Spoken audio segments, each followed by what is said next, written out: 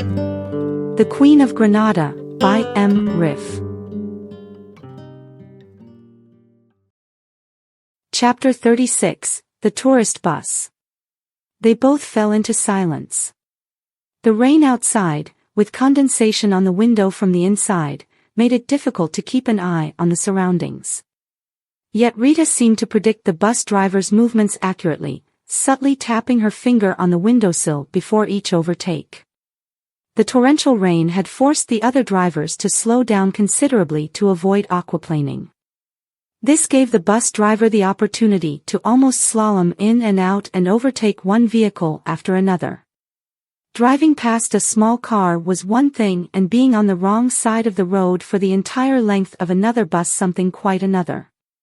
The bus driver seemed to have this attitude as well, as he continued for a relatively long time behind a modern tourist bus.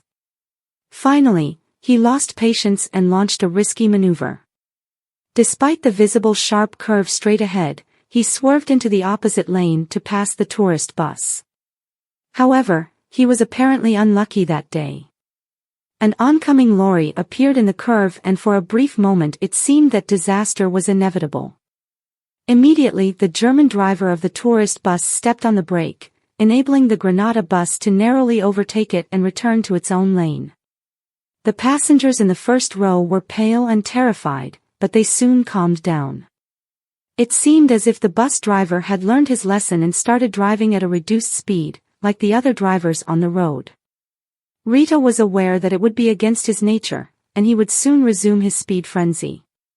However, Tessa was more concerned about Rita's fate and therefore suggested, "How about a game? We can take turns answering each other's questions." She thought it might be a way to assess what was going on in Rita's head. Rita gave her a sharp look and remarked, "I can see that in Holland you use the same textbooks as my stepmother has done in Denmark." Perplexed, Tessa asked, "What do you mean?" Rita explained, "Your idea for a tit-for-tat game is right out of Angela Ryder's psychology textbook, A Young Soul in Revolt. During their conversation at the bus terminal in Almunkar and later at the gas station, Tessa found it hard to categorize Rita. On the one hand, she had a vocabulary that could rival Tessa's classmates. On the other hand, she acted like a schoolgirl. Undeniably, she was intelligent. It seemed possible that she had seen the book on her stepmother's shelf and was now trying to pretend she had read it.